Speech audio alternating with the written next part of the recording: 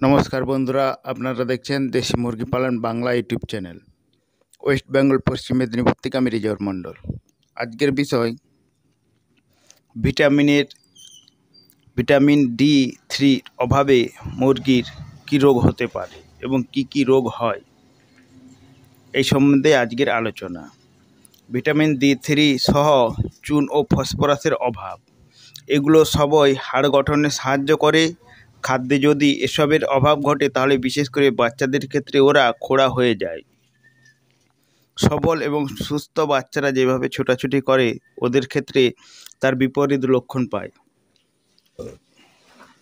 এইভাবে কিছুদিন যাবার পর ওরা রিকেট রোগে আক্রান্ত হয়, তখন পাঁজরের হাড়ও বেঁকে যায়।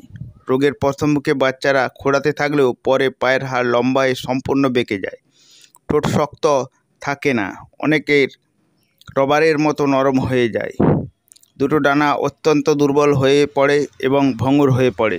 ডিম পাড়া মুরগিদের ডিমের আকারটা কেবল ছোটই হয় না, খোলসটা পর্যন্ত নরম এবং অত্যন্ত পাতলা হয়ে যায়। তাই রোগের প্রতিকার হিসাবে ভিটামিন D3, চুন এবং ফসফরাসের অভাব দূর করতে হলে ওদের খাদ্যে ক্যালসিয়াম অর্থাৎ চুন এবং ফসফরাস জাতীয় উপাদান মেশাতে হবে। উভয়ের অনুপাতটা হবে 2 এবং 1 এই হারে। চুনাপাথরের গুঁড়ো, ঝিনুকের গুঁড়ো, শামুকের খোলা গুঁড়ো এবং ভিটামিন D3 সহ হাড়ের গুঁড়ো খাওয়ানো দরকার। তবে এর সঙ্গে পশু চিকিৎসকের পরামর্শ মতো ওষুধ প্রয়োগ করতে হবে।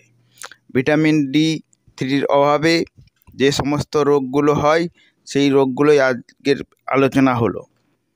তাই ভিটামিন D3 অভাব হলে মুরগির যে লক্ষণগুলো দেখবেন, দেখার পরে আপনি এই ব্যবস্থাগুলো গ্রহণ করবেন। সম্পূর্ণ ভিডিওটি দেখার জন্য আপনাকে অসংখ্য ধন্যবাদ। চ্যানেলটি সাবস্ক্রাইব করবেন, লাইক করবেন এবং শেয়ার করবেন। নমস্কার।